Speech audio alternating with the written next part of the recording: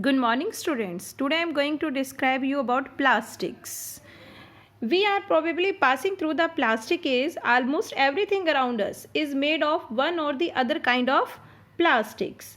So today I am going to describe you about plastics. What are plastics? Plastics are actually synthetic polymers. Synthetic means they are the man-made polymers which are made from the certain chemicals which are called monomers.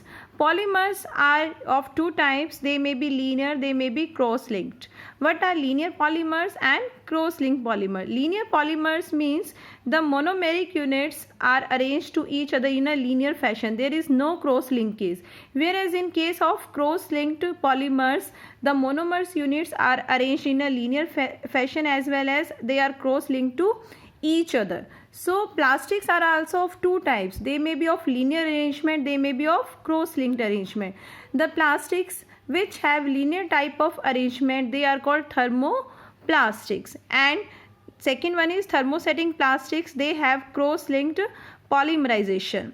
So today I am going to describe you about thermoplastics and thermosetting plastics. So first one is thermoplastics. The plastic which can be bent easily and reshaped again and again on heating, they are called thermoplastics. As I have told you, they have linear arrangement, so they have low melting point and they can be changed into any shape on heating. Here all these are the examples of thermoplastics like polythene, PVC which is called polyvinyl chloride, polystyrene.